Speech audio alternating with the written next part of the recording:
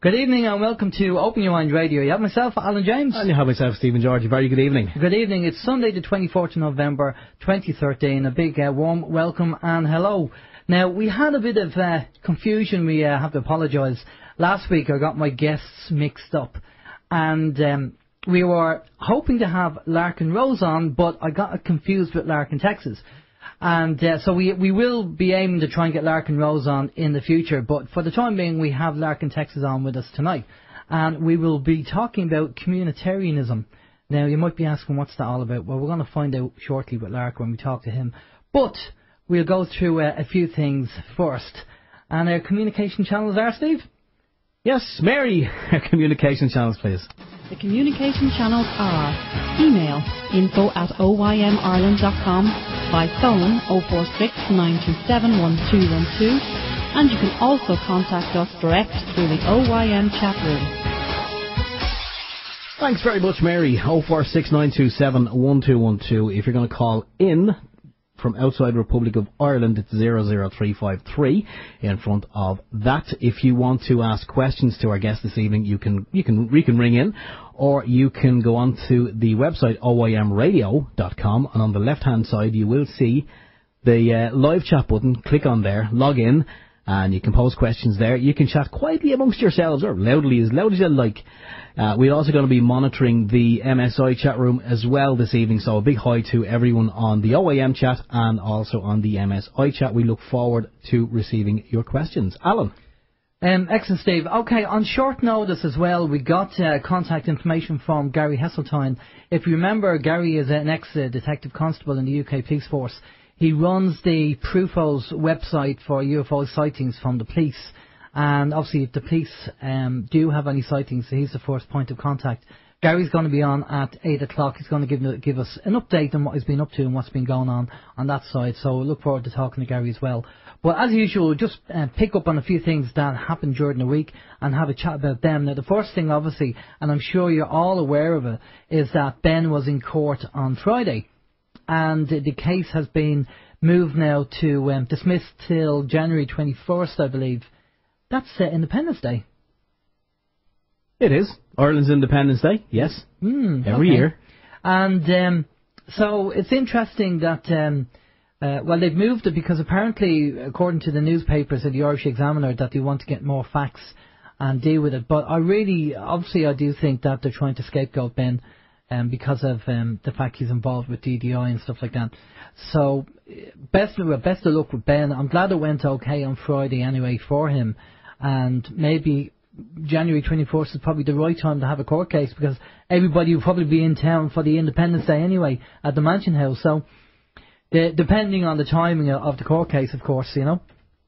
So well done, Ben, on Friday anyway. At least he didn't take a visit to the old timeshare apartments in Wheatfield Prison anyway. That's for sure. Now, the other thing that, for people interested, Cobra, you've probably heard of Cobra. He's been on the internet and he talks about various bits and pieces of what's going on a bigger scale. Now, he was talking about a portal activation that happened yesterday. And there's a bit of information on his website. I believe if you go to Google and type in 2012 portal, you'll be able to find his website. There's information on there on what's happening there. Again, just keep an open mind, have a read and see what you think, cross-reference it and check with other people as well. Don't just listen to one, but listen to many and then make up your own mind from that.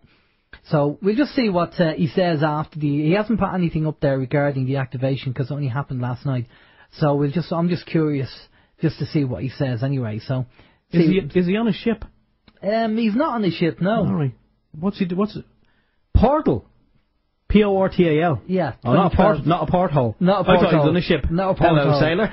Not a porthole. But he does talk on the site. He does debunk a lot of information regarding Iceland, saying it's not this, it's not that, it's not that. It's all this information that's been put out there on the internet. It's just a comet doing its thing, basically. So that's what he's saying. And it's quite interesting. One of the things we'll be talking about is software that you can do tracking and check the sky with as well, which myself and Steve were.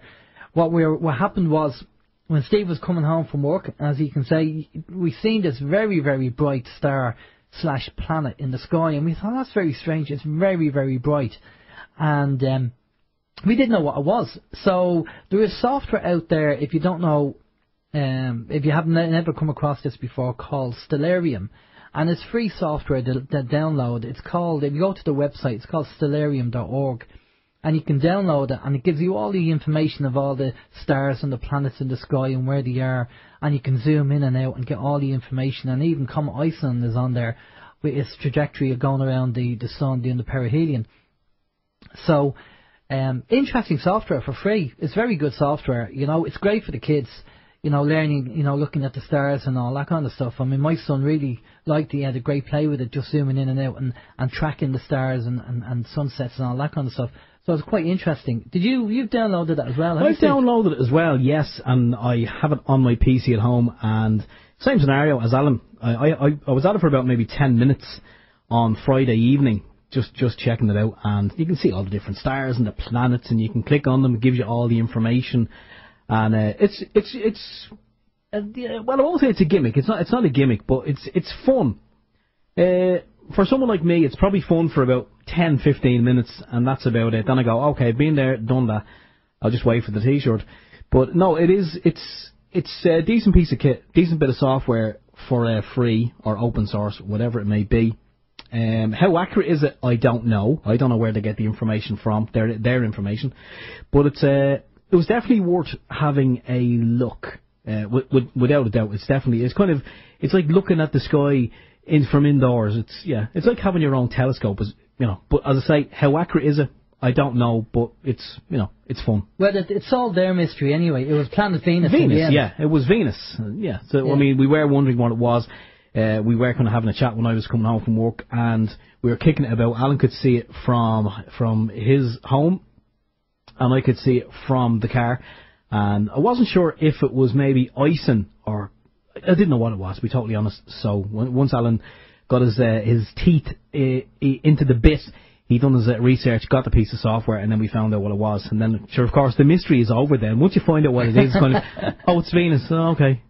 You know, the fun goes out with them, because until we found out, it could have been anything. It could have been a spaceship.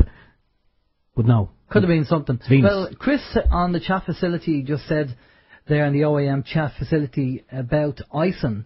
And when will it be visible with the naked eye? Well, now it's kind of it's out of sight now. It's heading towards the sun.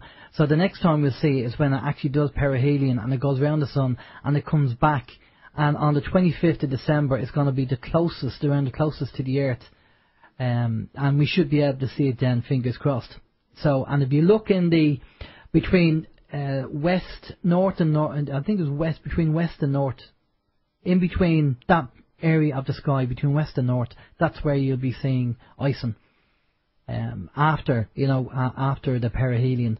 So just look out there. If you have a pair of binoculars as well. We did get a contact from Dr. Carol Roslin in the States telling us that icing was viewable a few days ago with a pair of 10 by 50 binoculars, but it's probably gone below the line that we can actually see it. So sure, we'll just have to wait. We just have to wait till after the 28th and see what happens. But how's your week, Steve? My week's been fine. As you know, it's been the usual mix, as I say every week, and have been saying for a long bloody time. The usual mix of news, reviews, and work, work, and more work.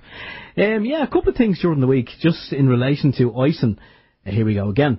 I was looking at some information from a scientist on the internet. Again, you have to verify people's credentials, and I couldn't verify the guy's credentials. I don't know, but he was kind of saying that it is kind of been. We have been told that it's big enough, but it's not massive. But from what he was saying, it's the size of about 20 Earths put together. And he said that was when it had its tail, the big tail. But something happened, and there was a big X flare. I believe it was an X flare. He said, and the tail has broken away. The tail is following the comet. We call it comet in inverted commas.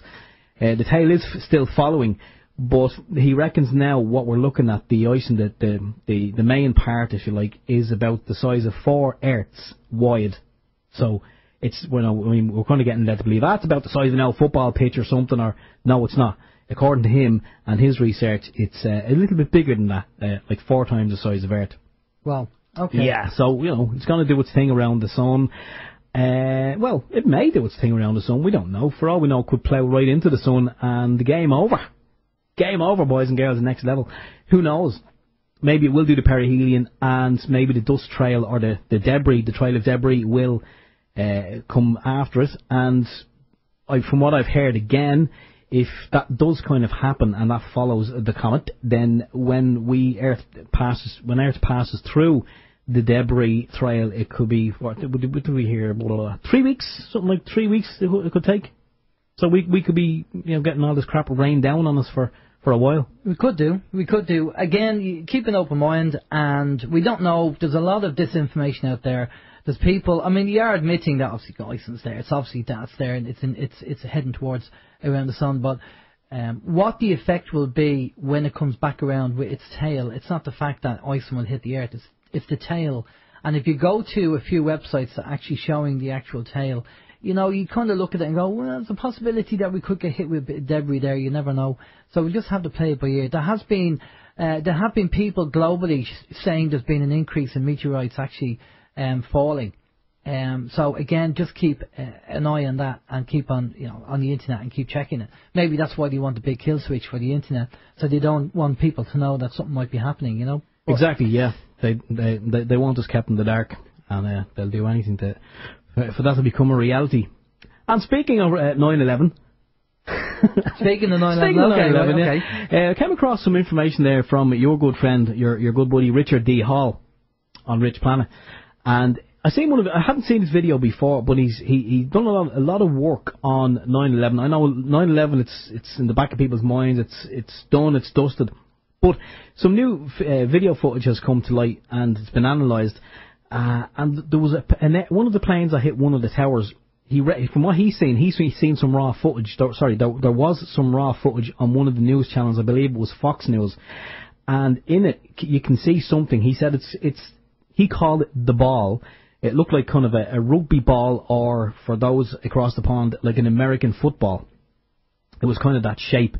And he said it was kind of on a trajectory, and when it would have hit the tower and went behind Tower 1 and hit Tower 2, exactly at the same time as the explosion happened, he said a plane came into sight and went into the tower. He reckons let me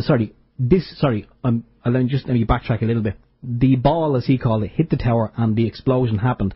Then later on that evening on the news, the same thing happened, but they had kind of airbrushed out the ball and they had superimposed, in his own words, an aircraft.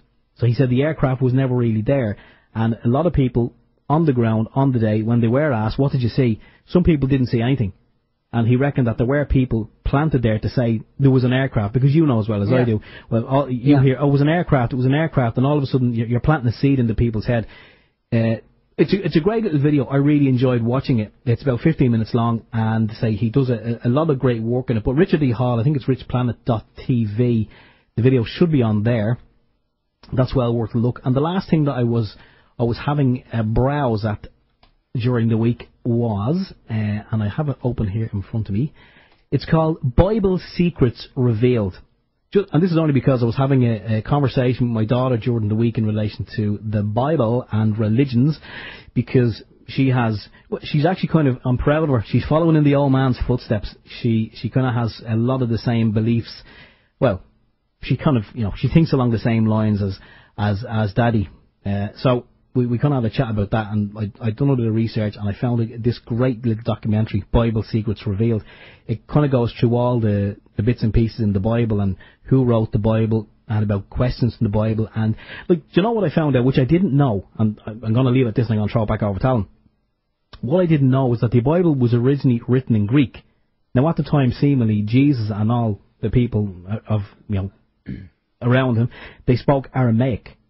And when the Bible was written in Greek, it was then eventually, along the lines, it was translated into English. And they were saying a word for a woman in Aramaic, the word for just, I think it's a woman of marriageable age, when that word, whatever the word is, when that's translated into Greek, it's comes across as virgin.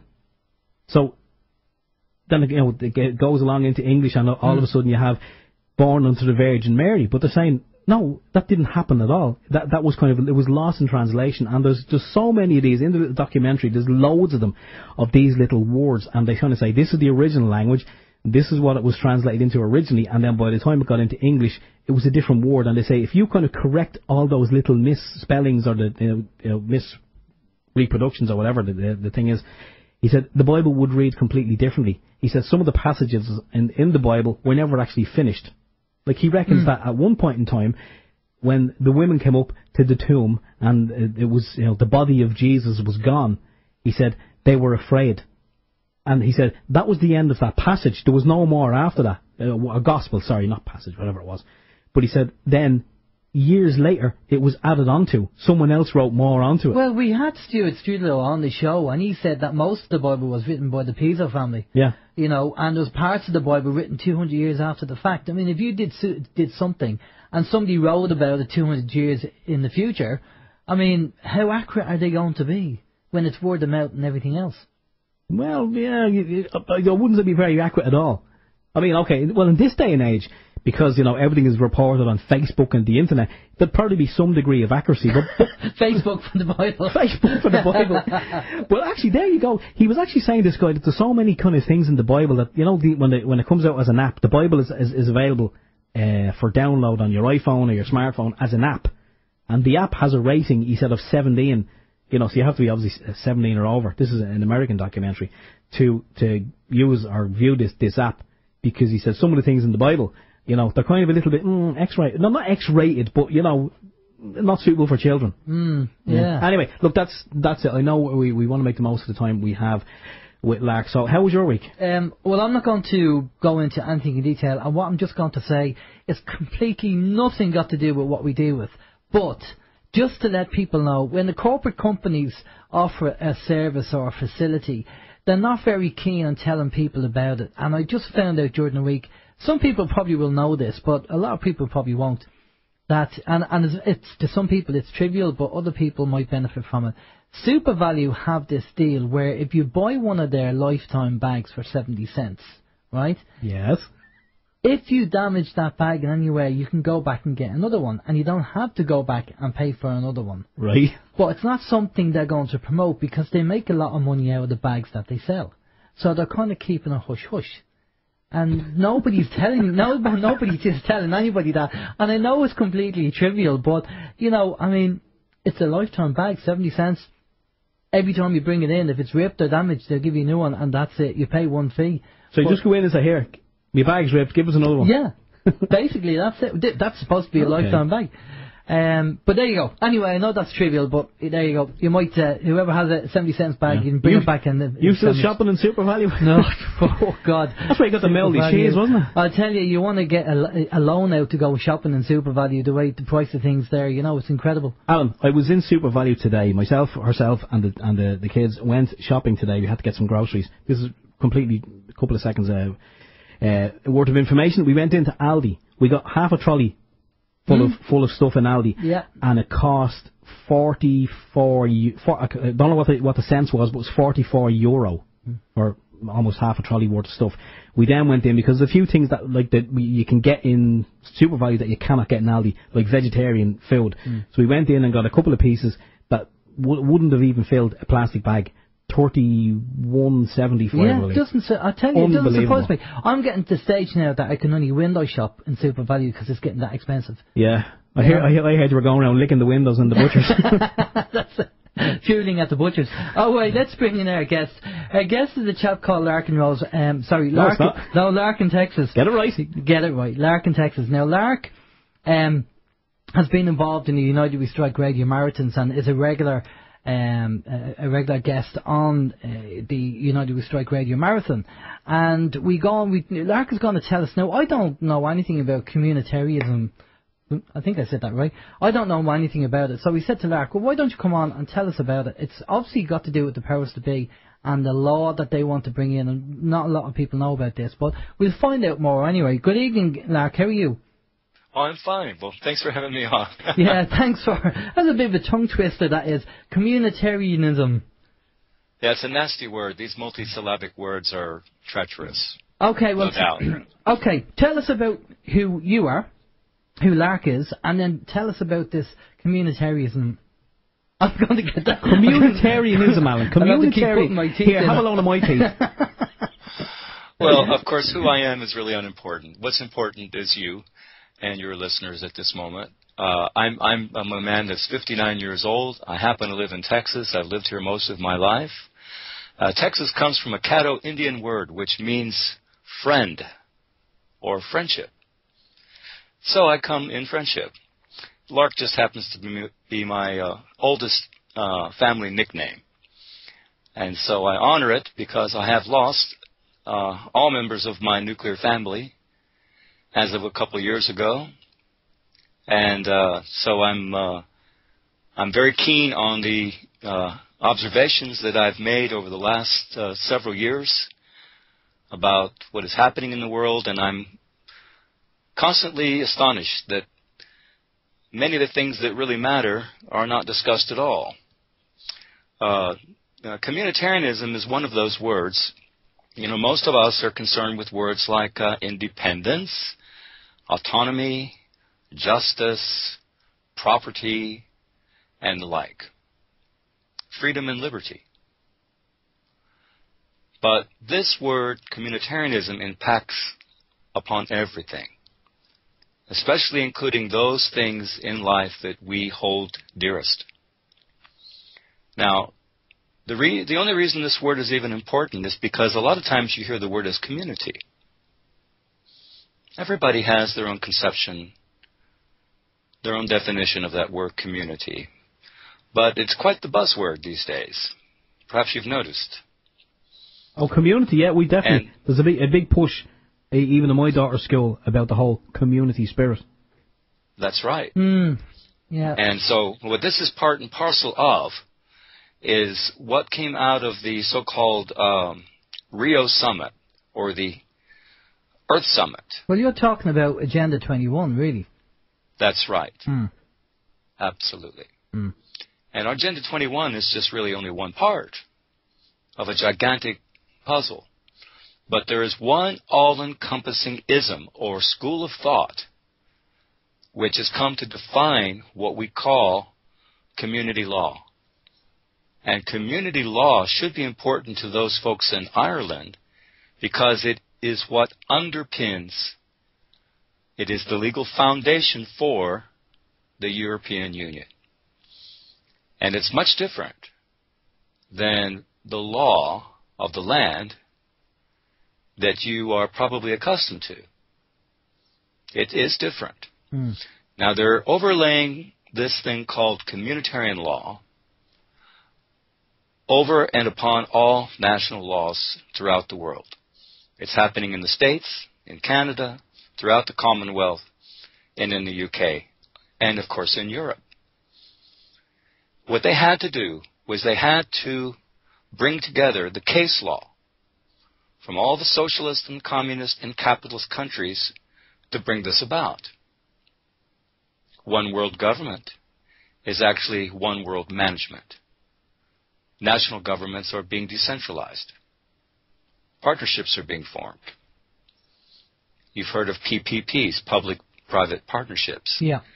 In the States, we have what's called NGOs, which are non-governmental organizations. In the UK, they're known as Quango. Yeah. Quasi-autonomous non-government organizations. But the reason I thought it useful that people at least had a cursory understanding of this word is so that hopefully their curiosity would lead them to want to explore more. Now, I've been studying this since 2004, and I'm rather a late adapter.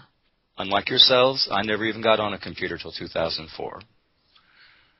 The entire idea of even having a pager was very strange to me because I likened it to a cowbell. Didn't think I needed a cowbell. And yet, like everybody else, I've adapted. I now have a cell phone and a computer and a laptop. But when we look at these words that are most important to our lives, property, and may I say, justice, In the Western civilization, we had something called the Golden Rule. It wasn't unique to Christianity. There's something like the Golden Rule in every tradition, in every religious tradition, cultural tradition throughout history, and that exists today. But what is under assault? The most continuous assault is this conception of property. And that begins with the psychophysical being, which is you and me. If you don't own yourself, who does? Of course.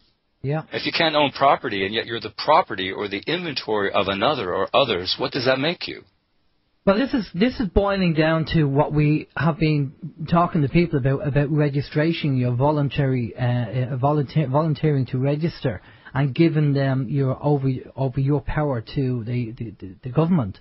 And we obviously say to people, don't register. And if you look at your driving license, you're the registered keeper, not the registered owner.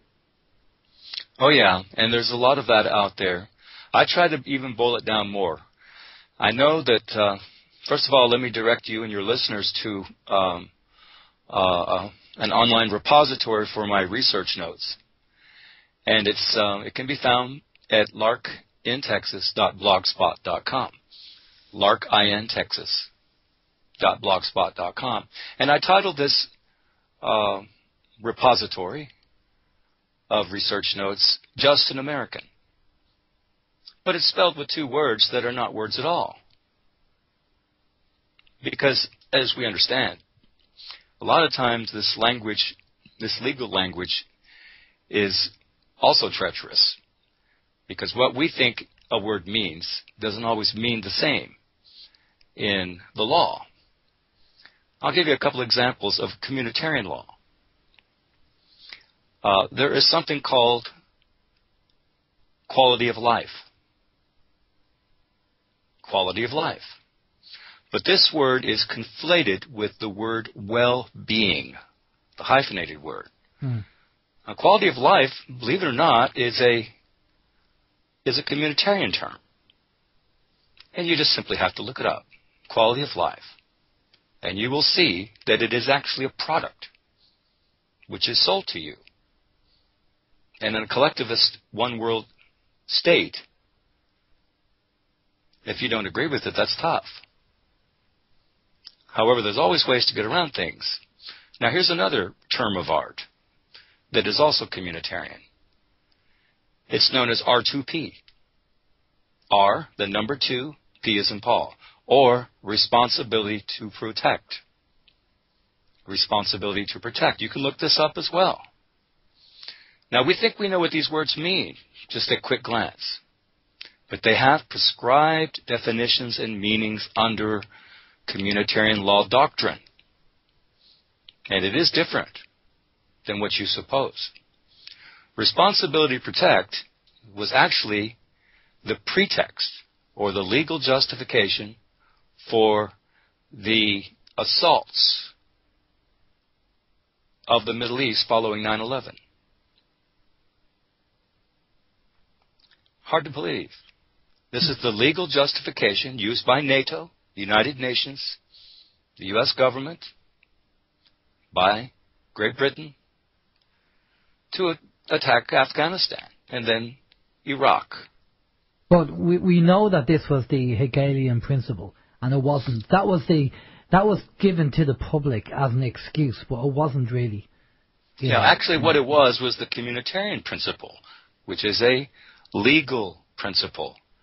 And I will say this, quickly regarding how communitarianism came into being.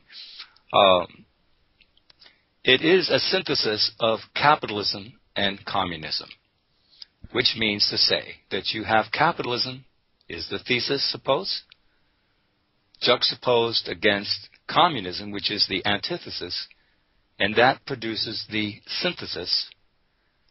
That word is communitarianism. Capitalism plus communism equals communitarianism. But it also is corporatism, fascism, socialism, It is human, child, sex, drug, and organ trafficking. It is human slavery. It is gangsterism, or racketeering and organized crime. And it's also parasitism. But above all else, overarchingly, is it what can be termed arrested development. It has nothing to do with human potential except to thwart your potential as a human being. And its intent is to arrest your potential or your development. So that's what this is. In fact, the way I put it, because it has different variants of socialism, like corporatism and communism, then I simply call it socialism. And a lot of people object when I say that. And so I've put together a tripartite equation. Socialism equals gangsterism equals slavery. You cannot have one without the other. And in my view, that's what communitarianism is.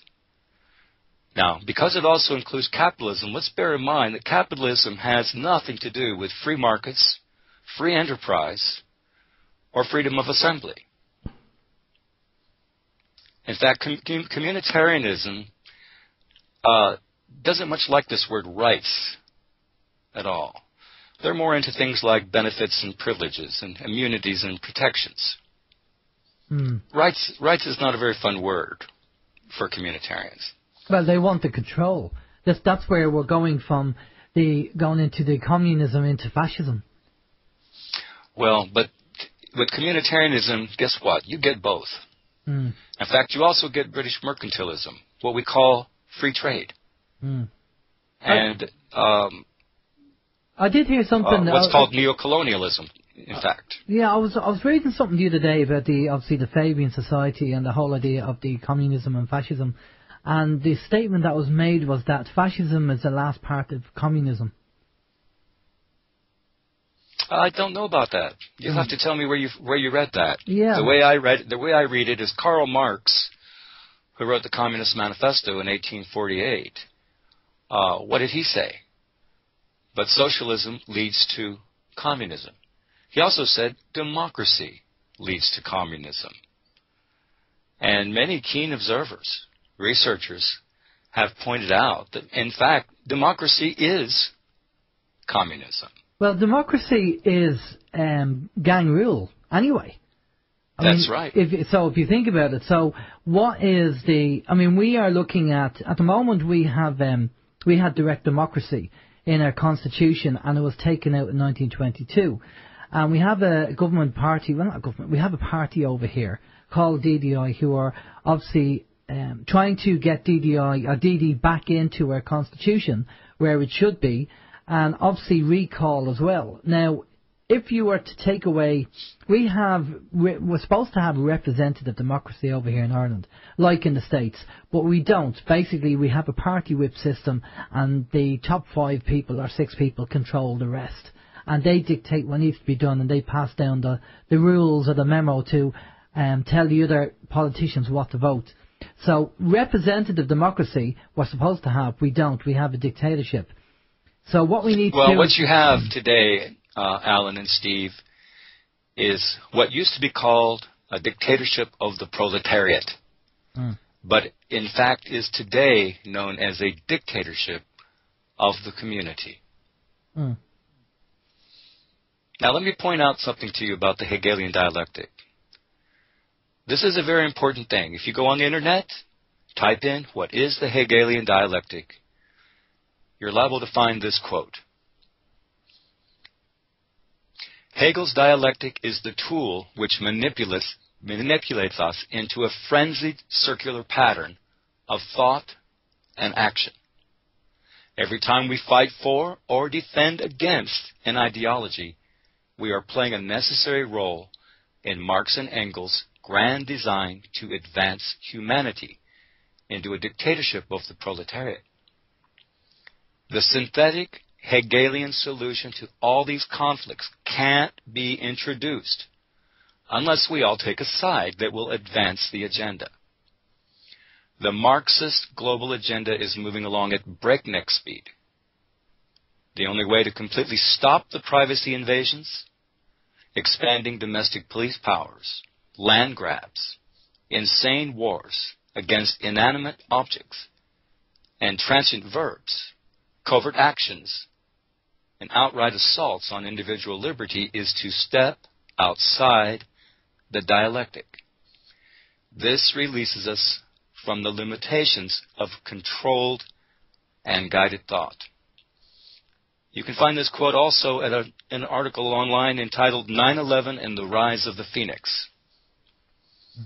But it can be attributed to one Nikki Rapana, who is the co-author with her daughter Nordica Friedrich of the Anti-Communitarian Manifesto, which you can find online.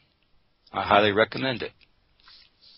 So where do we You go have from to understand this thing called the Hegelian dialectic and how it plays a part in every person's mind. Well, it's problem reaction solution. I mean, let's simplify it. You know, we know they call it the Hegelian dialectic, but or David Icke calls it, and quite rightly, problem reaction solution. And for people who don't understand that, basically they want to make a change in society, so they create the problem, and when people complain about it, they have the solution already lined up, ready to go. And I think that all of us suffer today from something called DID, which is, in psychology's parlance, is called dissociative identity disorder. Remember what Sun Tzu said. You have to know who you are. What are your boundaries? And you have to know who or what is your enemy. If you know your enemy and you know yourself, then you need not fear any battle. But if you don't know yourself and or you don't know your enemy, then you will lose every battle, every time. And we're talking about the game of life here. And in my opinion, the enemy that none of us can see is this thing called communitarianism. It is an all-encompassing school of thought, which means it co-opts dozens of other schools of thought and ideologies into one comprehensive, all-encompassing school of thought. When you read the UN's Universal Declaration of Universal Rights, when you look at the type of law which is practiced at the International Court of Justice at The Hague, this is communitarianism and communitarian law. So if anybody would like to learn about these things, I recommend a few things, some resources online. One of the first things I did is I signed up for something called Google Alert for this word communitarian and communitarianism. And so in my inbox every day or every other day, I find out who is using this word, because it's used mostly in academia and in think tanks. The Royal Institute, they will use this word. At Tavistock, they will use these words. At the major universities, at Oxford, Cambridge, they will use these words. But your average person on the street is never going to hear these words. In fact, they're very seldom in your newspapers. They will very seldom be uttered over the public airwaves that are controlled by big media, whether the radio or the television. And so it's up to us to bring this word into the light. And so that's why I discuss these things, because I want people to know what is happening to them and why. Because in many respects it's alien to our culture, to our way of life, to what we knew in the past. Now, again, this conception of property has everything to do with autonomy and you. But there's a thing called moral relativism, which is at play today.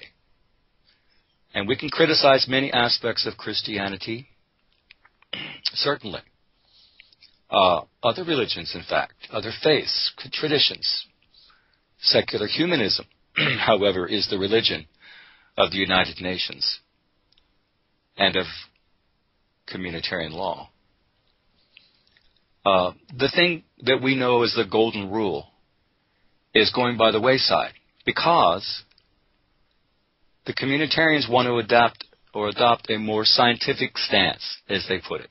That means that issues relative to the scientific method, what we call deductive reason or logic, that falls away from those discussions, things like morality and immorality, for instance, must be consigned to something called amorality, which means it's not worthy of any discussion whatsoever. It's just not scientific. And that's why when I list these isms at my website, under an entry entitled The Sum of All Things, I list this word. In fact, just briefly, I'll go through them because we don't have much time, I know. Yeah. Here are the words that touch all of our lives, whether we admit it or not, whether we're conscious of it or not. In fact, as it pertains to the golden rule, whether you're a religious person or not, is not the question here.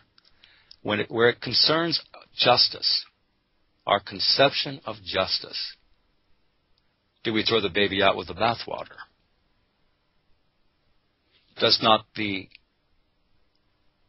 adage, do unto others as you would have others do unto you, have relevance and meaning to our lives in terms of how we conduct our affairs and our behavior towards others? But here they are. And forgive me, each of these ends with the letters ISM. Ism. It simply means a school of thought. Careerism. Career. Credentialism. What about your bona fides?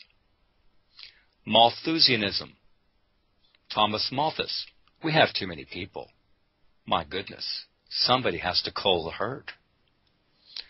Darwinism. Was this man right? Or was he wrong?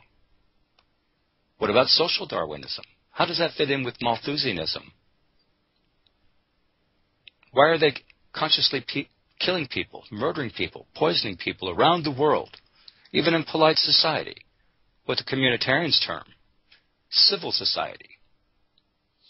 Then there's this word futilitarianism. Comes from futile and the word utilitarianism. Well, Dr. Ezekiel Emanuel in the States is a bioethicist who holds to this school of thought called futilitarianism, and it's central to understanding the so-called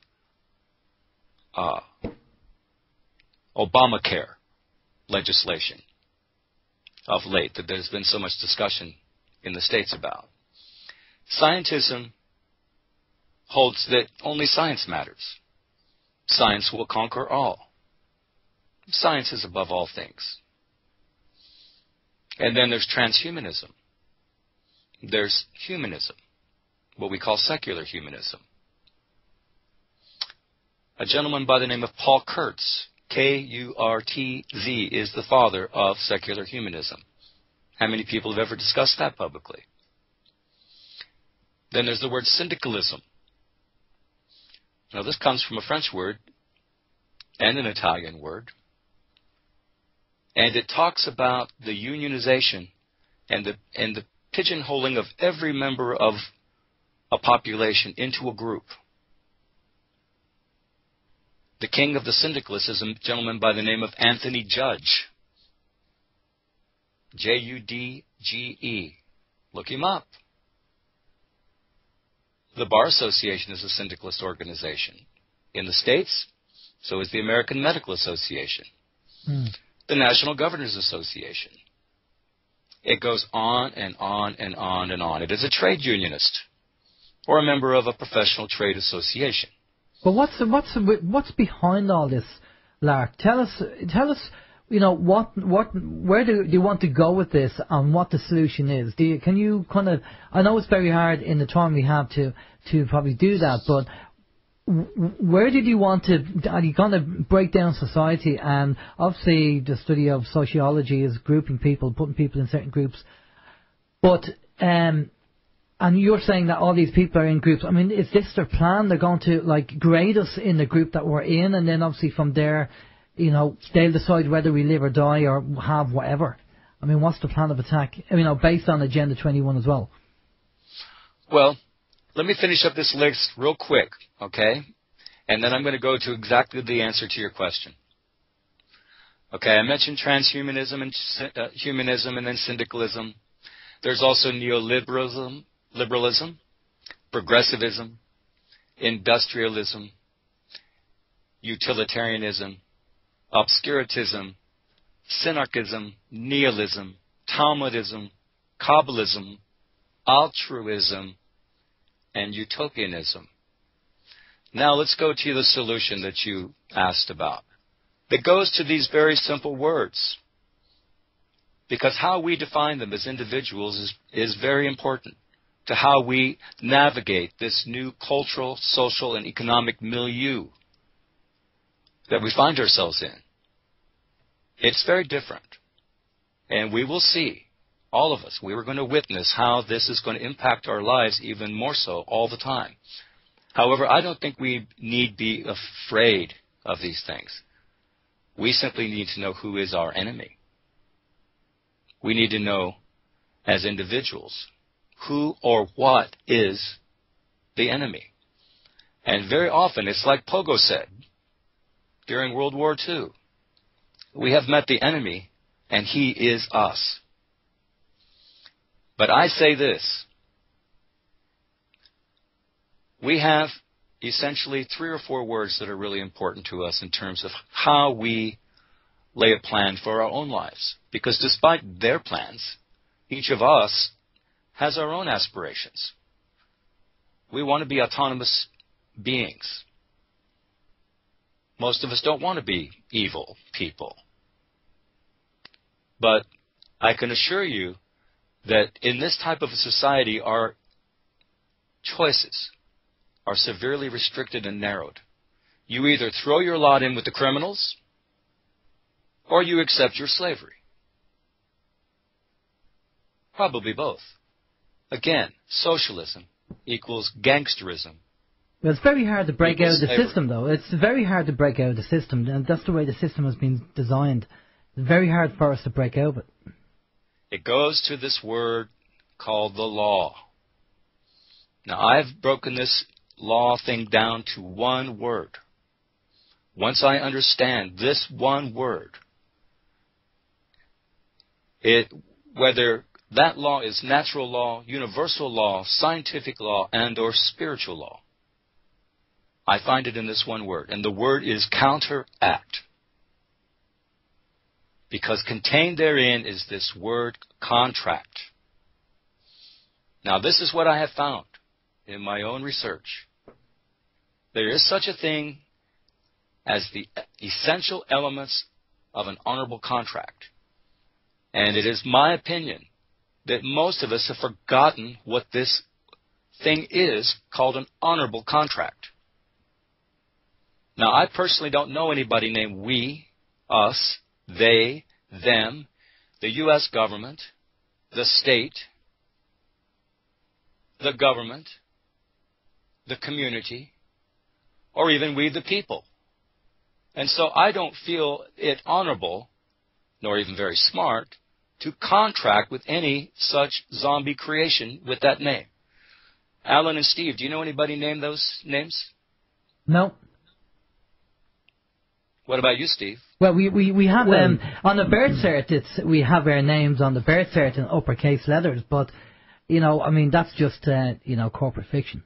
Yeah, but just to answer you, I mean, we've all heard, as you're saying, we, us, them, we the people. We hear those words mentioned a lot, especially today, like in Ireland, when we're talking about the austerity that's been forced upon us.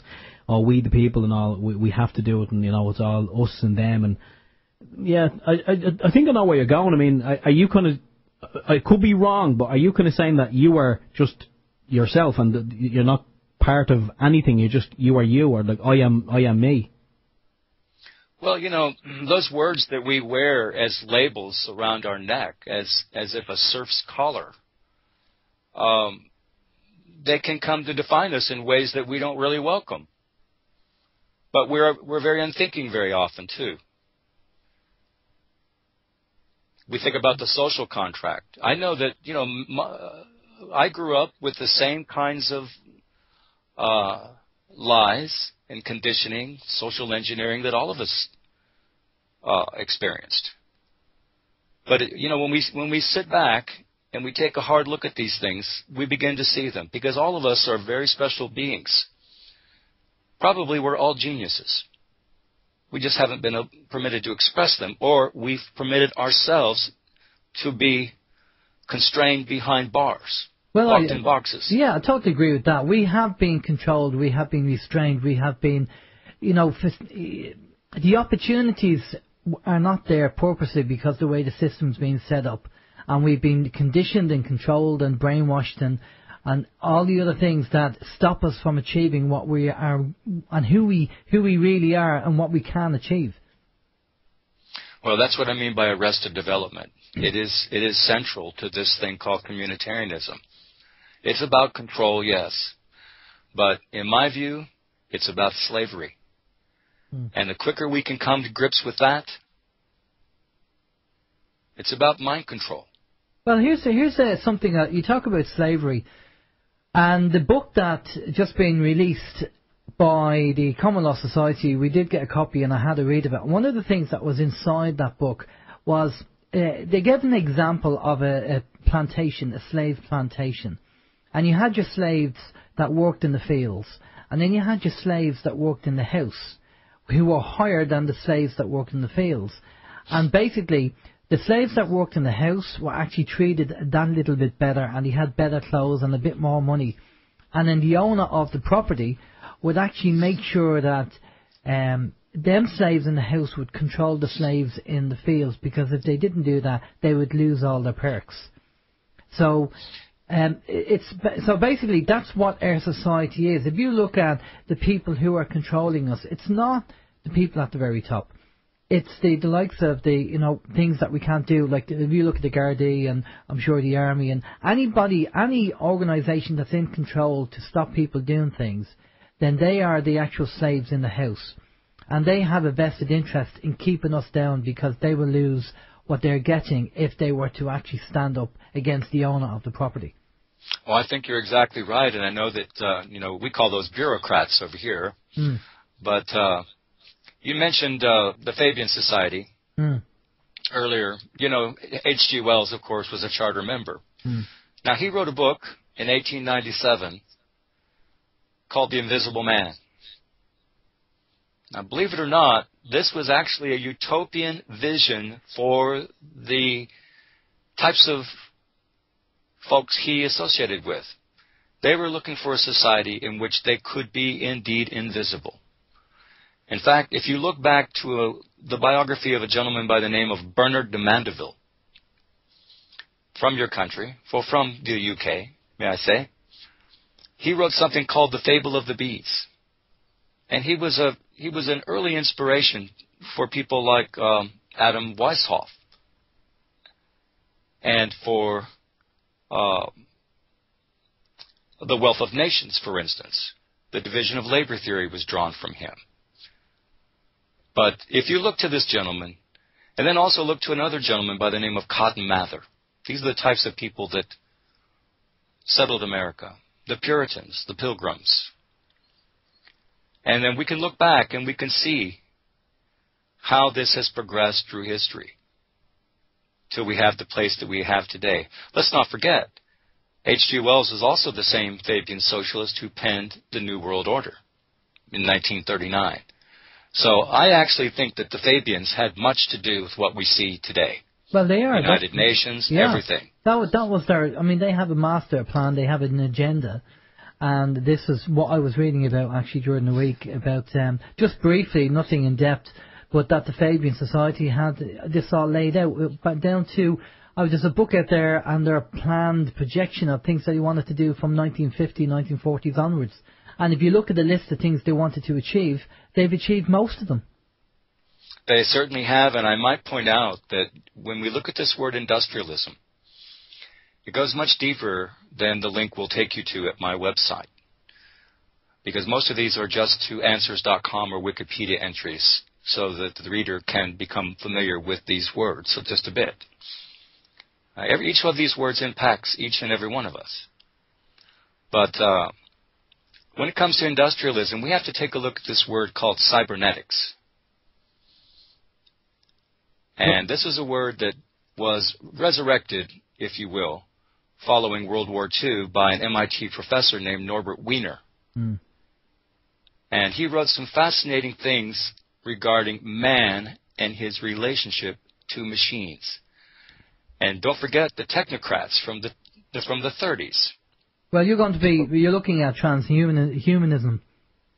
That's exactly right. But we're also looking at how it is that things that are diseases or melees within our society, like, for instance, I might have mentioned earlier today this thing called continuous partial attention, which is often conflated with multitasking. With multitasking, we have some rhyme and reason to why we are doing many things at once. But in a frenetically paced information age. Well, can I define something there? Because this is just my opinion, my background in, I have a background in IT. And to me, there's a difference between multitasking and task swapping. Okay? Now, in the IT industry, in the big computer systems that we had years ago, the microvaxes, digital microvaxes, okay? Microsoft talks about, task swapping, as part of the operating system. And basically, the difference between task swapping and multitasking is that the big computer systems, you could send off 5 jobs in a queue, and the queue would actually execute them 5 jobs all at the same time. Okay? To me, that's multitasking, 5 jobs going at the same time. Where multitask swapping is you do one thing, while that's going, you're going off doing another, and then you come back and you go to that one. Where if you're really, really task swapping, you'd be doing the 5 things all at the same time, which is hard. It's impossible to do for a human being. So you're going off, you leave one, you're going to another, and then you're going back to another. Where, technically speaking, multitasking would be, you would be doing the 5 things all at the one time. Now, that's just my definition of it based from an IT background. And I think that's well and good. And I wouldn't describe myself as a neo-Luddite, but I think we have to be conscious of these things. And I think that's important 3 words to realize. Continuous partial attention. And we ask ourselves all the time, why can't we get people to listen to what we have to say? Why do we find it so uncomfortable to bring certain subjects up? Mm. That's because we've all been socially engineered. Why can't people accept information? Why can't, if they're told something and they find it hard to believe, which is obviously in the truth movement what we do all the time trying to educate people, they're so brainwashed or they're so conditioned to believe that they don't have the ability. Myself and Steve talk about having a fluid belief system all the time, and to be able to take on board new information and add it to what we know, which enhances what we know. But some people, they're stuck in their belief system and they just won't budge. And obviously what we do in the truth movement is trying to wake people up. Well, and of course I applaud your efforts and efforts of many others. But what I see is a willingness for so many people to go along, shall we say. In fact, if you want to know if you or someone you know is part of the problem as opposed to part of the solution, you should ask yourself, look in the mirror, and present 3 words. Compliant, complacent, and or complicit. Mm. Which one of these are you? Mm. Which described you? Mm. And I think that we have to honestly assess the situation for what it is. I think Pogo was right. we have met the enemy, and he is us. You spoke earlier of to be politically incorrect, we would call them the house niggers, the bureaucrats. Yeah. Well, I wouldn't use that phrase. And when I look at allopathic physicians and nurses, I consider them to be part of this Malthusian agenda. I think they're murdering and poisoning people. And call me crazy. A lot of people that are a lot smarter than me will say the very same thing. And I have to, in the States, we've got quite the patriotic tradition. You do in Ireland as well. And we hear this expression, well, do you support the troops? Why, yes, we support the troops. We don't want them to be hurt. And yet we send them in harm's way. And they murder people they don't know. And they're just following orders. And the truth of the matter is, it's an entirely socialist organization from top to bottom, just as is your average corporation. Lark, corporatism is socialism as well. We're going to have to call it there, I'm afraid. We've just run out of time. But listen, thanks a lot for coming on the show. I think we'll have to, do another stint and get more into it, because we're getting more into the whole kind of thinking process and the mind control, which is something that I'm very interested in. But thanks for coming on. And again, give us some information about your blog and what you're doing so people know where to get in touch with you. Well, thanks again for having me on. I'm glad to discuss these things. I live as a hermit pretty much anymore. And so since I'm surrounded by criminals and zombies myself, I have a better time of it talking to people like you and your listeners and probably my dogs. But I am Lark in Texas. You can find my research notes at larkintexas.blogspot.com. I suggest you start with the 5-part series, The Sum of All Things. Refer back to the very initial post entitled Diogenes. And remember, it's all about your future and your life that we're talking about here. Definitely. Thank you once again. Okay, Lark, thanks for coming on. Okay, just stay with us there for a minute, Lark, and we'll go off to a musical break, and we'll be back after this. Join UnitedWeStrike.com radio on the second Saturday of every month for our live international radio marathon. Don't buy, don't comply, ask why. Don't buy, don't comply, ask why. And yes, join the UWS Marathon on the 15th of every month. It's well worth a listen, and we're on there as well. That song you just heard was Alan Carna, that's ETUK, and Lost All My Respect for Hollywood. I know we're saying don't buy, don't comply, ask why, but if you'd like a copy of Alan Carna's CD, it's one I listen to on a daily basis. Now Alan does too. We're big fans of Alan's, and that's Alan with an I, A-L-I-N. Yeah, I think we have a link on our website as well to Alan's, where you can get a copy of that CD. Well worth listening to, and he's recorded the whole thing himself, and he's done all the production and the printing of the CDs, the whole thing. He's out of the system, isn't he? He's a good man. He is a good man, and he's doing what he can, and I believe he's working on more material at the moment. So good luck to Alan and his lady, his girlfriend, his woman. His partner. Right, okay, we're going to bring our next guest on. Now, our guest was on the show before, Gary Heseltine. Now, Gary's a retired police constable who takes care of the Prufos website, Prufos, regarding sightings that police constables actually report and what they've seen. So, good afternoon, Gary. How are you doing? Good evening. Nice to be on. Yeah, I should be saying good afternoon. Evening. Good afternoon, good evening. What time zone are you? Hi, Alan. Welcome. It's 8 o'clock. I know Ireland's a bit different, but I don't know how long that time difference is. Yeah, well, our table is so big, there's a bit of a time zone gap between Steve and me. Good evening, I should say. Gary, thanks for getting in touch. You got in touch with us during the week, and I know you've been very, very busy doing a lot of stuff. There's a lot of things going on. So do you want to give us a very, very quick introductory of, just in case people don't know who you are, and then you can tell us what you've been up to and what's been going on, because we know we've been hearing a lot of things. There's been an awful lot of activity. You've probably been hearing this anyway. there's been an awful lot of activity going on globally with sightings and people seeing stuff, and it's just been incredible. But let's start off with 5-minute bio of yourself for people who don't know you, and then we'll go into what you've been up to. Okay, no worries. Basically, I was a police detective for nearly 19 years and a police officer for 24 years, and I retired earlier this year to concentrate and set up a new online magazine called U.F.O Truth Magazine.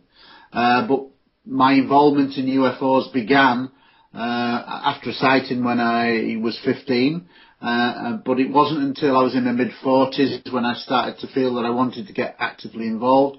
And in January 2000, launched the Proof Force Police Database, which is on and off duty sightings by British police officers, and there are a couple of Irish cases on there.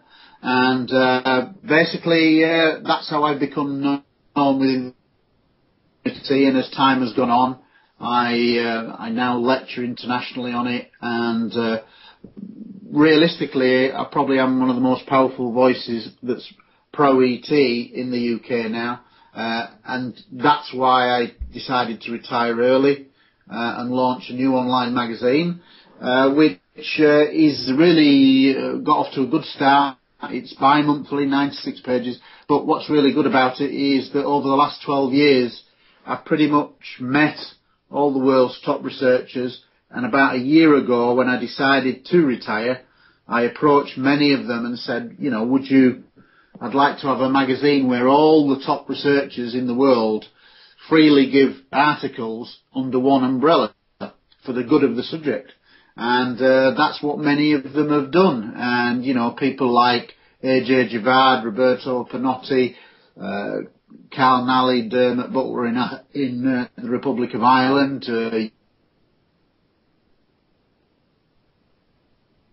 I think we have a Skype problem there. I think he's gone. Gary, okay. Can you hear us? We have a notification you're saying there's an internet connection problem. Okay, we might just wait it out, but yeah. Okay, we've lost Gary. Let's try and hook up with him again. Try and get him back. We're definitely going to have to move over to U.F.O and move away from Skype, because the quality of Skype, the service, is just diabolical. It really is. And of course, if we weren't such cheapskates, we'd ring him. Well, I don't know whether his number's there. We can call him. I don't know whether it's on the list there. We can call him. If it gets pretty bad, we might have to get a landline number off him and call him and talk to him then, because it's, Skype being Skype, now owned by Microsoft.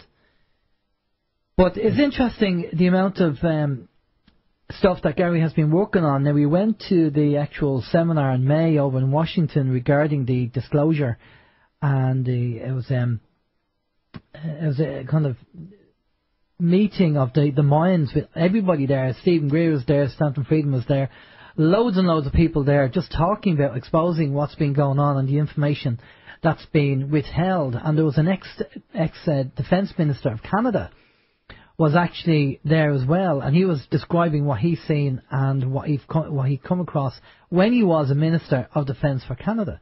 I mean, when you're getting people like that, of that calibre and that quality, coming out and saying what they've seen, I mean, it's unbelievable the amount of information that's hidden. And again, we talked earlier about the actual software program, Stellarium.org is the website, Stellarium. If you download that and you actually run it, the amount of stars just on that software package alone, and they have names for all of them. And that's only like a small, very, very small section of the sky. Can you hear me now? There you go, Gary. Where did you go? Oh, it's just the internet. It's saying internet broadband issues, speed, quality. Right, okay, well, you're clear as a bell. Yeah, you're breaking up a bit on our end. But we're going to have to try and get people... What, breaking now? Yeah, you're breaking up a bit. Is that any better? Yeah, that's better. Okay, I'll move it a bit closer to my mouth. Yeah. I'm on my iPad. So we're still on air? Yeah, we're still on air at the moment. We're just talking about the fact that you went over to Washington and you did that big... I don't know what do you call it? Disclosure? It was billed really as a mock like a Senate hearing. That's a, congressional hearing. That's the idea of, and it was done very reverentially. It was done very seriously. There was a panel of one former senator and 5 former congressmen and women, and it was all done over 5 days, basically 9 till 5. And it was, it was, having been a police officer for many years, it was actually like many courts. It was dealt with very seriously. And, there are always going to be some people who criticise certain elements, but I thought it was extremely special, and those politicians were absolutely knocked out by the quality of the information about UFOs and people who believed that some UFOs represent ET. There were pilots, there were military people going on the record. It was very powerful stuff, and I consider it the best thing I've ever done in the subject. And, I think from it, we made some inroads in the sense that many of the politicians involved came away from that with their eyes open just about how much good information there is that supports the notion that some UFOs are ET. 4 of the 6 signed a motion that's calling for full congressional hearings, and also supported a motion to try to get to the UN, United Nations. And I think the latest thing coming from Steve Bassett is that, I believe it will probably be a South American country or a series of South American countries that will try to push to have an existing motion that's already on the UN statute books resurrected. If you remember, I think it was 1979, the Grenadian Prime Minister Edmund Geary held the first UFO conference or UFO debate at the UN, but that was kind of left on file, and really he was given lip service by all the major countries.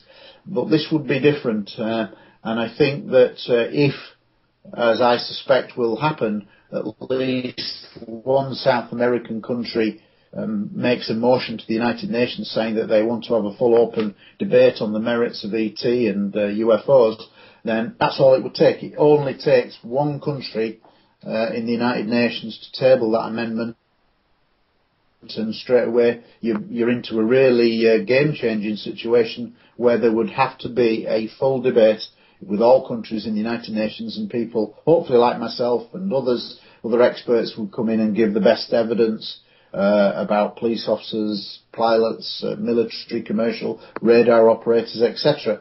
And so that's quite an exciting development. I think that's something that I think may happen in the next 4 to 6 months. I was going to say, obviously, we had this happened in May.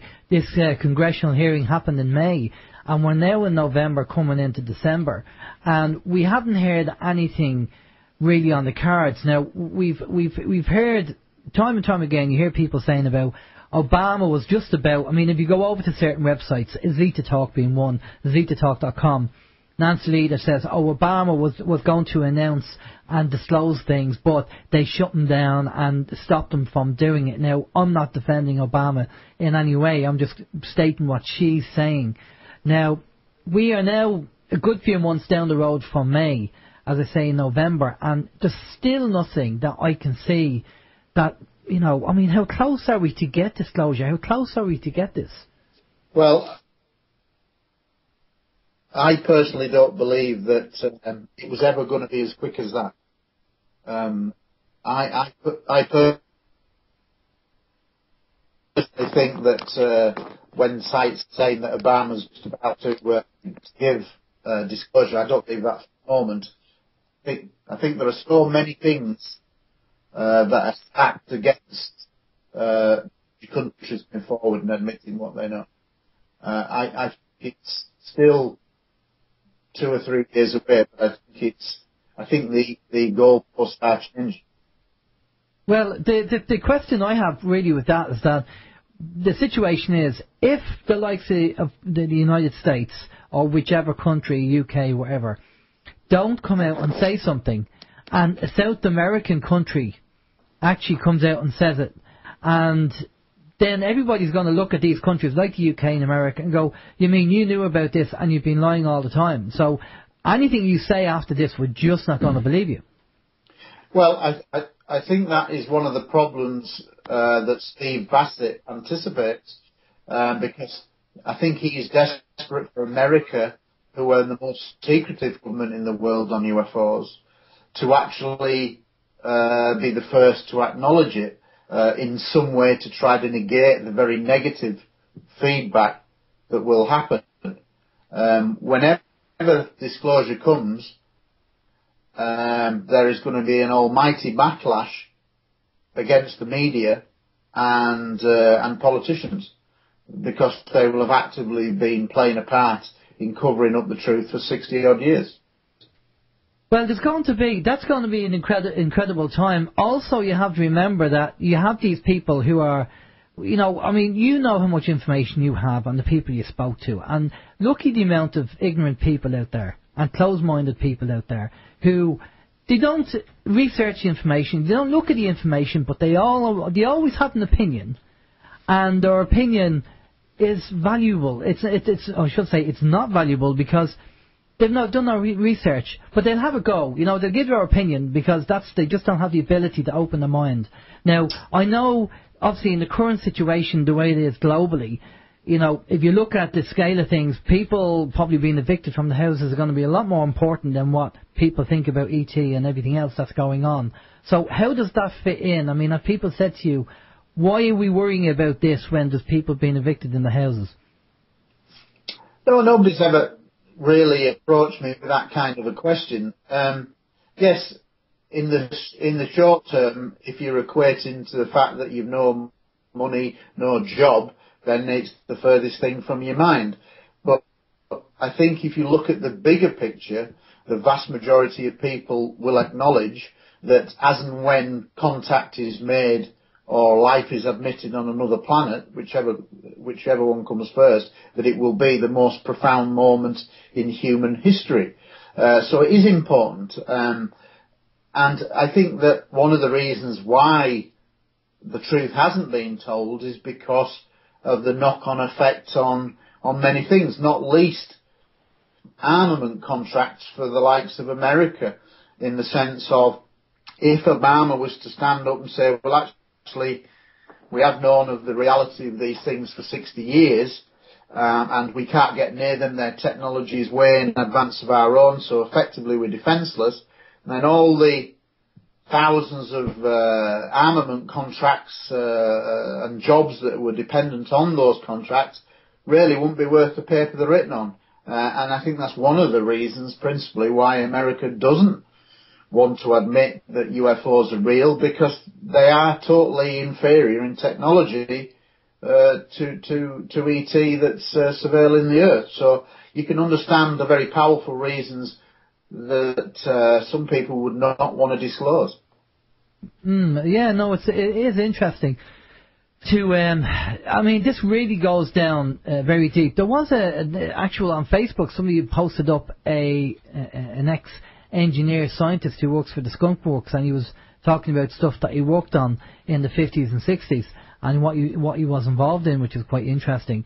And I got about halfway through it, and what he was said was quite interesting. Now, but I sent you over a couple of links there the other day. Did you get a chance to have a look at them by any chance? No, I don't think I got the links. Well, what link was it? Well, there was one link. There was obviously a scientist who was interviewed about certain things that are going on outside of the planet, which I thought you might be interested in. He was a scientist astronomer, and he was called on and asked to check these things out, and he was pretty concerned about them. And the second one was an interview with a lady called Anne Elner, who was the secretary admin for J. Allen Hynek. Yes, no, I did see that link. I did watch her interview. And what's your opinion on that? What she said? Well, I think there are many things that she raises that, unless you've got the evidence to back it up, I would be fairly cautious with. I mean, obviously the fact that she knew Hynek who is well regarded at the end, is important. So there's no reason to think that she was lying. But I'm always kind of a bit sceptical when people make really strong claims without having the full evidence to back it up. That's just the way I am as a detective. You know, that's the way we should look at the subject of ufology, through evidential eyes. So that's fine if you've got the evidence, but if you haven't, then you've got to be careful what you say. I mean, just on another thing, Hynek for me was, whilst a lot of people think he was a hero, for me he's a very tainted character, because he worked as a cover-up merchant for Project Blue Book for many, many years. Now, a lot of people may think that's controversial, you know, but I see people like Major Donald Kehoe in the 50s and 60s who was saying all along this is E.T. because of his military contacts were telling him things like that. And he stuck to his guns all through his life and said this is E.T. that we're talking about. Whereas Hynek, for many, many years, was paid by Blue Book to basically cover up everything. And only later on, you know, openly said that he'd been convinced. But that was after many years of effectively insulting the intelligence of many pilots, etc., who'd seen things, and members of the public. So, you know, I think it's a difficult area. I think there's a hell of a lot of things that we don't know in the public domain. I always say when we look at the evidence that there are two worlds. There's the secret world, in which case I'll never get to know what's in that, and the public domain. And that's the area that I work in, the stuff that is gone on record and people who've given statements and gone on camera, etc. There are a lot of people who will say that we have already recovered UFOs and done reverse engineering. That, to me, is perfectly plausible. I think that's what the human race would do if you suddenly came across some exotic extraterrestrial vehicle. I think we would try to back engineer it. There are a lot of people who will say that we have developed, as a result of that, man-made UFOs that in the 50s and 60s were whizzing around. And I think Gordon Cooper, one of the original Mercury astronauts, almost has admitted that during his lifetime, and threatened at one point to fly covered man-made craft to the White House lawn, as it were, but for whatever reason it didn't happen. So it's a fascinating area, but until you actually see that piece of hardware, I think the well-known skeptics out there just aren't going to believe it. And that's what I say about the nature of evidence. I stick in the real world and stick to pilots who've gone on record, astronauts, cosmonauts, radar operators, police officers, your sonar operators, military people, scientists who've gone on record, because that's all we've got. If it's in the secret world, there's no way I'll ever need to know, which is the classic phrase that people in the intelligent community will say, Gary, you don't have a need to know. So what's the point in me speculating on things that I don't really know the answer to? Exactly, and I think exactly right. You have to look at the evidence, but even though you have all this evidence, the gas thing is you're still going to get people who just won't believe it, even though you have signed statements and photos and everything you have. You know, it's just amazing how people can have such closed minds. But we have a few questions come in for you, Gary, so I'm going to pass you off to Stephen, and Stephen's going to that's fine.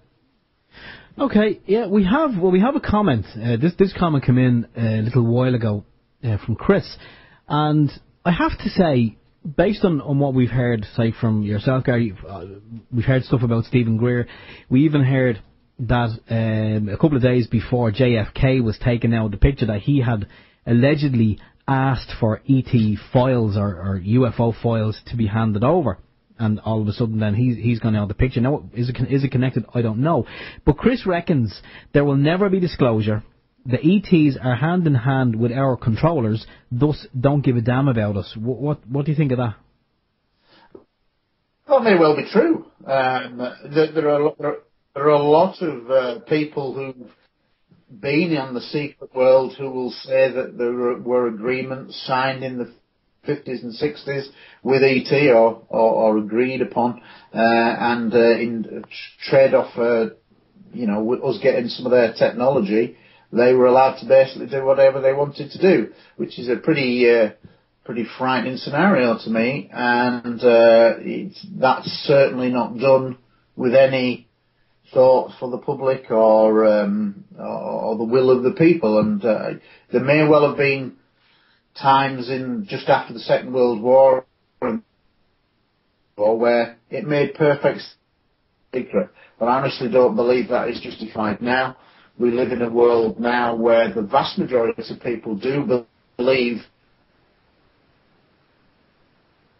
Skype is like galaxies that there are, that there's bound to be life out there. I don't think that's the problem. I think the real problem is that if you're told by your media all your life that there's nothing to this subject, literally from the day you're born, and then you're going to grow up with, without you realising it, being brainwashed into thinking there really is nothing to it. And I think that's one of the reasons why, when you actually give the public really good evidence, that it goes in one ear and out the other, because their brains literally can't process the good information they're getting. I've done this with police officers and detectives. Some of my colleagues, I would show them some really good evidence, and I said this would stand up in a court of law. And then they'd just go, yeah, there must be something out there. And it's like, I've just been talking for nothing, and it's gone through one ear and out the other. And they've just not registered whatever I've said. So if it can happen with detectives just totally missing the point, then it's going to happen with the public as well. Because you're so influenced by the media to think that there's little or nothing to this subject. That's one of the reasons why I have been trying for the last... since I retired, to get someone to take me serious about writing and presenting a TV series where I show the best evidence of UFOs, finally, to the media through evidential eyes, and it would only be in that 3%. Now, what I can tell you is that there are a couple of overseas producers that are looking at possibly doing that. One of those... I won't give details, but one of those would be on one of the top documentary channels on satellite, and we'll see where we go from that. It's edging, hopefully, closer to a reality, but that's what we need. We need to have really somebody in TV who says, yeah, we'll put the money into telling the truth properly, like it's never been done before.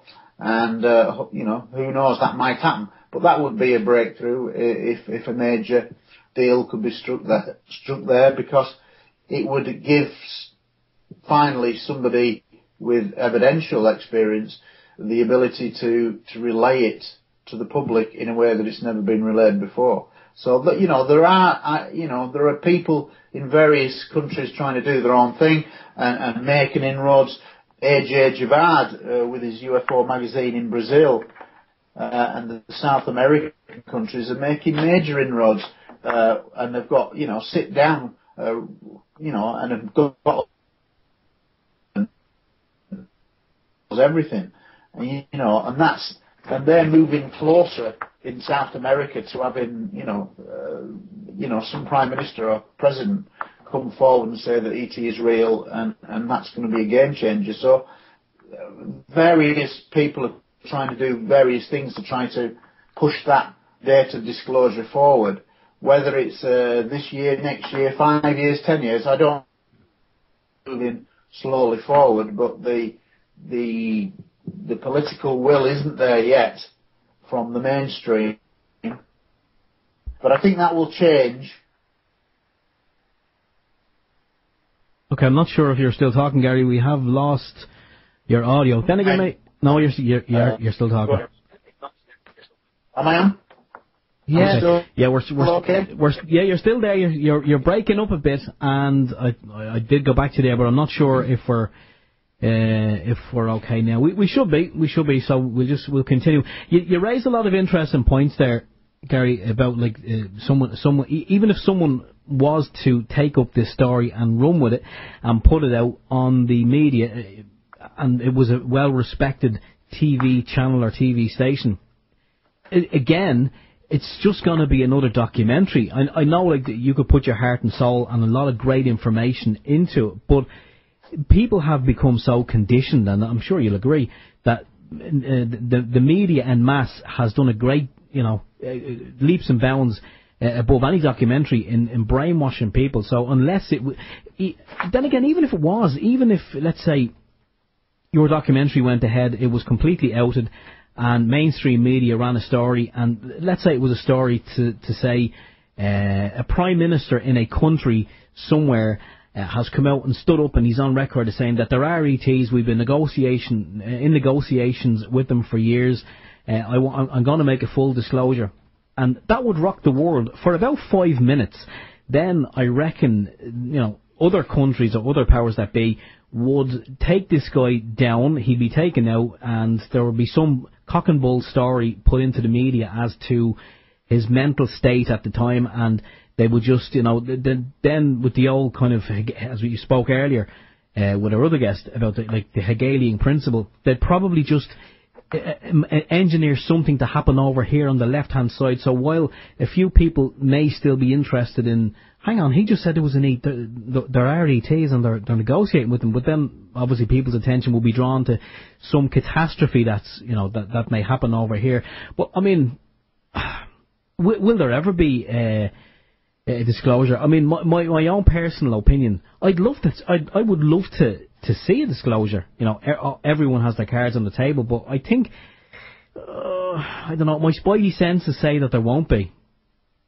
No, that's why I'm cautious as well, because there is so much for countries who have been heavily involved in the cover-up to lose as and when that event happens. But I think certain things may happen, like when the mainstream media, I think within the next year or two, are going to admit that they found microscopic life on Mars.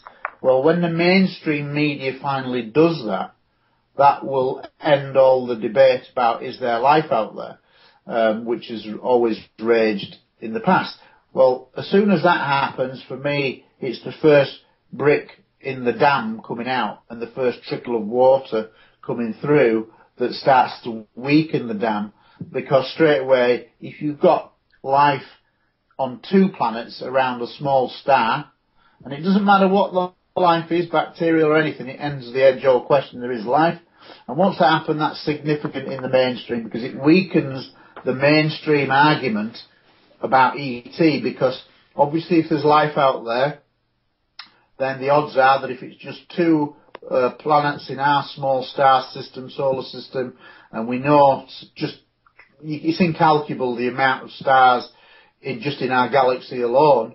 Well, when you extrapolate that in the universe, it obviously means that life is teeming.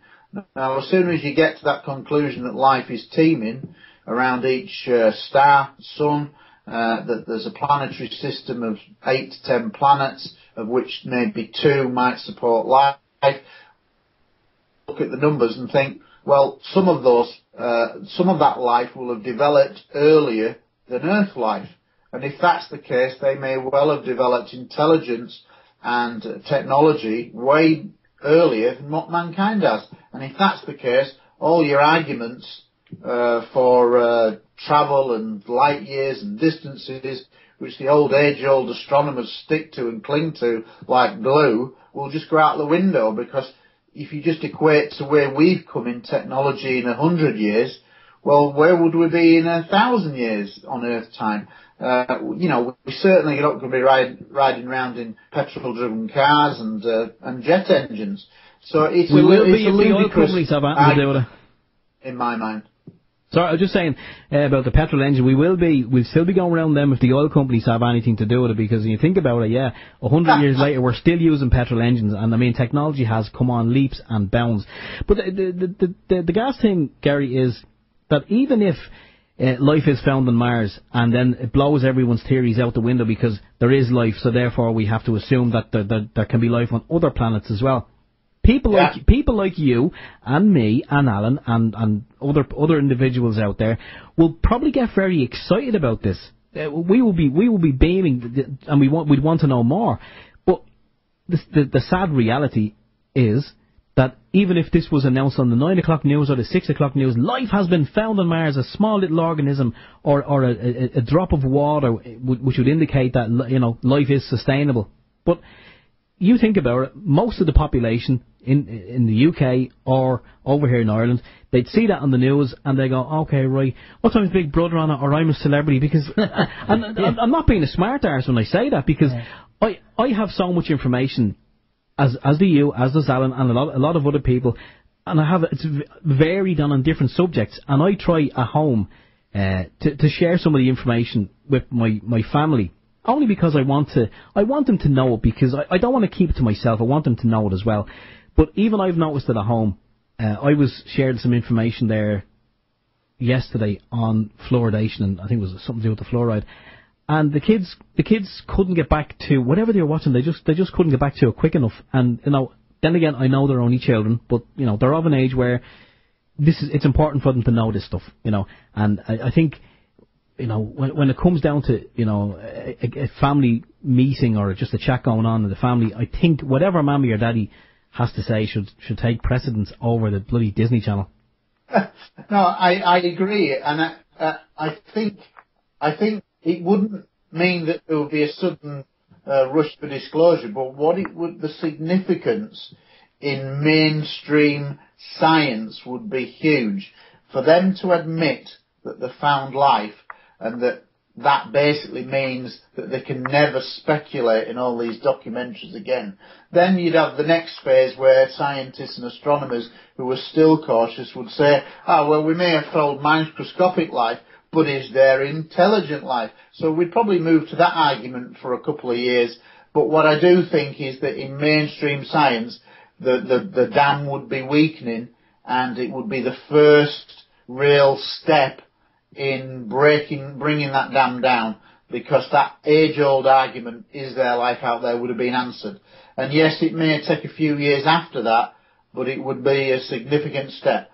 I agree with you with family and the apathy that there is now, that is created through the internet. I mean, the internet's in some ways an incredible, fantastic thing, but it has also created a world of apathy where you have armchair people who think they're experts just because they have the ability to look at a million websites on whatever they want to look at without ever getting off their feet to do any genuine research.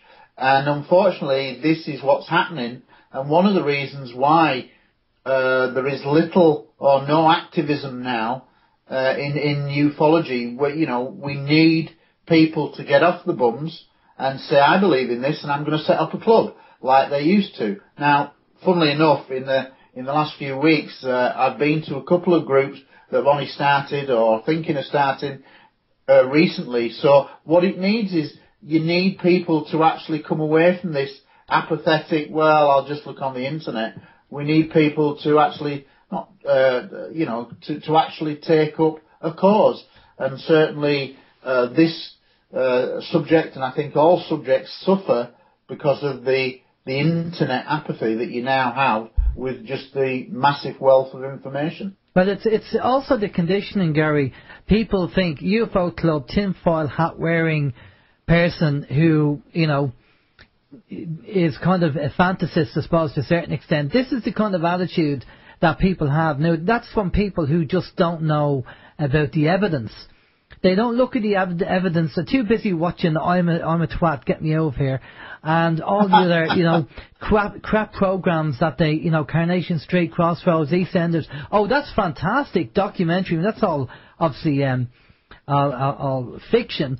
But that's a brilliant program. But go and tell them about proper evidential information regarding ET and UFOs. And the likes of Defence Minister of Canada coming out with saying what he said at that disclosure at the Congressional hearing, and everybody else. I mean, we had Stanton Friedman on the show. I mean, the guy's a nuclear physicist, and what he doesn't know, it's not worth writing about. And people who, they must gauge their intelligence at a level. At some level, they must gauge their intelligence at some level higher than the likes of Stanton Friedman and, Stephen Greer and everybody else involved. And that's just arrogance. if they believe that their knowledge of the subject matter is higher than these people. And talk about searching for intelligence. You know, one of the things that we have to do is obviously look for intelligence in the form of life in our government buildings, because I know about our governments in the UK and Ireland, there seems to be a lack of intelligence in them too. So we have to get them on our side. I mean, you have to educate, but you know yourself, trying to go to a politician, even if you give them the evidence, even if you sat down and said, look, you're going to shake hands with a person who's, you know, half, you know, ET, they wouldn't, even if they agreed with you that, yeah, okay, I believe you, he showed me the evidence, they still wouldn't say anything, because they're too worried about their job. What will people think? They'll think I'm mad, they'll put me in a padded room, and this is what you're dealing with. People won't break away from the norm. They want to be conditioned, you know? Yeah, that's absolutely true, but everything that you've just said shows what a fantastic job the media have had in dumbing down this subject for the last 60 years. It's worked incredibly well, and that's the biggest reason that stops us moving forward, because of what you describe. As you know, as soon as people are thinking UFO group, we're all mad, we stood on a hill shouting ummi, you know, then that kind of mind conditioning has worked fantastically well. And this is really one of the major problems that we've got, is trying to break through and just shake people up and say, whoa, actually this is not actually the case. And as I say, the media still have an incredible grip on it, but I honestly do think that as and when life is found, whatever life it is, it will be a significant step in weakening and changing the psyche, especially in the mainstream media, in the way that they report it, because they then have to accept that it's almost certain that life is teeming, and if they accept that, scientists are going to have to accept that almost certainly some planets will have developed technology ahead of Earth time, and it weakens their argument for travel through star systems tremendously. Well, I have to laugh at this. I remember watching a TV program, and a scientist was interviewed, and they said, oh, there's no way there's life on other planets because it takes them so long to get here. And he just didn't have the ability, or maybe it was his own choosing, to actually think that, well, maybe they use wormholes, maybe they're interdimensional, maybe they're not physical, maybe they're spiritual, maybe they can travel faster than the speed of light. You know, all these things came to mind, and the fact that he was actually gauging their technology on what our current technology is was sad. Now, maybe he was told to do that, I don't know. No, well, funnily enough, I was watching an episode of the new Shaun Ryder series, and they had an astronomer on there in, I think it was Chile, and he was asked, well, do you believe in ET? And he basically said, well, I think there is almost certainly life out there, but due to the distances, I don't think, you know, the technology is there. And I just think, what a closed mind you have. But then again, science, and to be involved as a scientist, you have to operate within a narrow field of acceptance, because if you step outside the mainstream, you're effectively disbarred from that science community, and scientists who've said, well, I found hominid bones in coal strata 300,000 years ago. That's modern humans in a coal pit 300 metres down somewhere in the world, which has happened. Then you're just kind of like excommunicated, and that information is not reported. Much in the same way that the best information of UFOs is not reported in the media. I think it happens in archaeology, you know, and the people who believe that the ancient astronaut theories, you know, things like that. There's lots of archaeological things that just never get into the mainstream media because of the same bias that science won't allow it, because it doesn't fit with their normal paradigm, and then if it don't fit, then we won't mention it. Exactly. They've thrown out a dogma, and if what they find doesn't match the dogma, well, it just gets buried and gets hidden, and they stay quiet. And of course, they always say the best person to actually not so much confused, but pulled the wool over their eyes are educated people, because we call them educated idiots. And I don't insult people who have an open mind, but there are people out there who go around and they do have PhDs and everything else, and because of that, the arrogance level doesn't allow them to open up the mind, and they're the best people to fool because of that arrogance, you know, and we've been told that. I think that there are certainly a lot of people who have got degrees and masters and whatever, and they basically look down at anybody involved in UFO research as if they are infinitely more clever and superior. And I agree, it just shows their own inability and closed minds to look at the evidence. And that's all any UFO researcher wants, is just to have a level playing field where you can actually get your evidence out there and then have an open debate about it, you know. And unfortunately, because of the way the media has treated the subject and the way science treats the subject, that level playing field doesn't exist. But we must keep striving for it. I mean, a lot of people will say to me, Gary, you know, I was on a TV show that aired last week about Rendlesham Forest, and I did 2 hours of filming. I gave them an exclusive. They didn't use it, and I had 90 seconds in the show, and they didn't. And everything I said was taken out of context. A lot of people will say, "Well, why do you bother, Gary, with mainstream?" And I take this attitude that if we don't try fighting at every opportunity, if we say, well, I'm going on mainstream TV because they're going to dumb down the subject, then we just let TV win. We let mainstream TV win. At least when I go on there, I'm fighting, and as and when something happens in the future, I can stand up and say, well, I was always telling you the truth, and really, you were being lied to. I think it's better to be in it and try to influence it with the occasional breakthrough, like on the This Morning programme last year, when I did 2 live sessions, which is pretty basic to let me on live TV, because I'll tell them the truth, and I did. And there were a couple of morning sessions there that were pretty powerful, and I was allowed to get the evidence out there and trounce basically the debunkers. Chris French, I think, was one of them, who basically tried to dumb it down. But you are, when you're with the mainstream media, if you're a UFO researcher, you go on camera with one arm tied behind your back, which is a terrible state of affairs, but that's the world that we live in. But I still think it's better to keep trying to plug away than abstain from it and then just let them rule the roost and let the debunkers and people out there just make us look like idiots. No, we have to keep trying fighting. Definitely. I mean, I have worked in the corporate world, and I have come across these people who, in certain particular areas, they are highly educated and highly trained, and that's fantastic, and that's what they're good at doing. But, you know, when it came to common sense and having an open mind, a lot of these people didn't have it.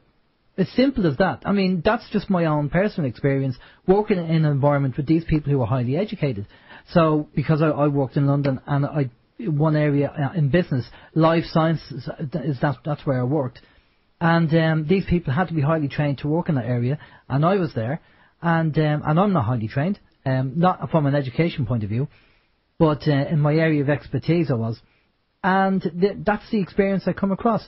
But listen, Gary, we are very, very short in time. We've only 8 minutes left, and we need to do a roundup. Steve has... How many questions do you have, Steve? A couple. Right, can you make it very quick? And if you give us a one-line answer, Gary, that'd be great. Okay, I'm guessing Gary's still there. Are you there, Gary? Hello? Oh, dear. We've lost Gary. Oh, wait. Okay, calling Gary again. We'll try and get him back on. Skype is acting the maggot tonight, so it is.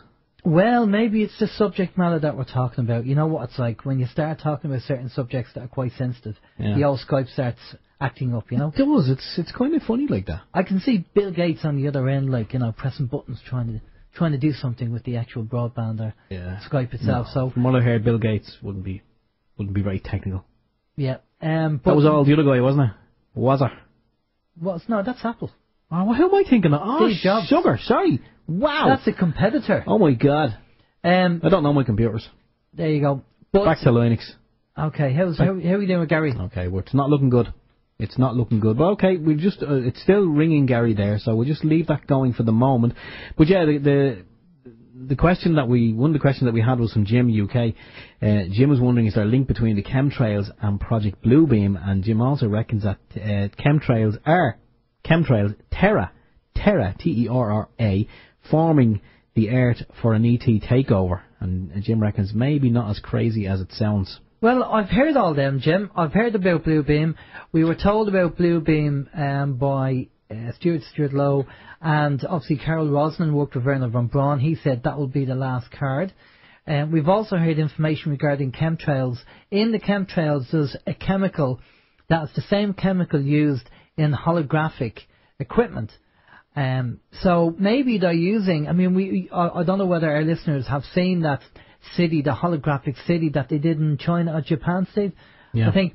And it's a holographic city. It was phenomenal what they did and how they did it. And we know they've been testing holographic technology. And people are saying that they've seen meteorites land in the field, and then when they go over, there's nothing there. This is a couple of cases in Australia. So again, if you Google and search it, you'll actually pick up on it. So they are using, HARP technology as well. They have the technology, and they are so far advanced, it's unbelievable. Again, I would just say keep an open mind and do the research, cross-reference and check everything. Don't just read one thing and believe it, but, cross-reference it and check it. But keep an open mind. That's the thing. Have a fluid belief system and keep an open mind. And if somebody tells you something, don't just dismiss it out of hand. Go and check it out. If you're not sure and you don't know about it, check it out. That's the trouble. Sometimes we can be closed to certain things. Keep an open mind to it. That's all we ask. And hopefully, if you can educate people, and if people actually turn around and you say something to them and you have some evidence or what you've researched and they don't have anything, well, what does that say to you? How can they turn something down when they haven't even researched it themselves? That's just ignorance, really, at the end of the day. So, basically, keep an open mind, and we don't know what's coming down the line. We really don't. I'd like to see some disclosure. It'd be brilliant if we had some disclosure, some more information. The Drake equation, which Drake did in the 60s regarding life on other planets, I think the minimum amount with the billions and billions of stars there was something like 10 million. So imagine 10 million planets out of the billions and billions, and that's the worst case scenario. So, hopefully there is life out there, and with people like Gary doing what he's doing and wanting to see the evidence, then I think that's brilliant. And what they're doing in America, trying to expose it, we'll just have to see. Maybe one of these South American countries will actually, resurrect that UN motion so they can bring it back out and debate it and show the evidence. But I definitely think we'll have to look for intelligent life in the doll first. Yeah, best of luck. Best of luck, mon ami. You won't find it. My hat and my coat. I only just got that now. I was just actually reading one of the posters on MSI. My hat, my coat, and I would you believe only a couple of seconds ago I said that's my hat and my coat. Oh, very good. Anyway, extraterrestrials visit this planet millions of years ago. After intense scrutiny, it was decided we were allowing ourselves to be preyed upon by hereditary psychopaths, and they quarantined us by turning the Van Allen belt into razor wire. That's an interesting thought. And agent, anyone know how to remove Klingons from my starboard bow?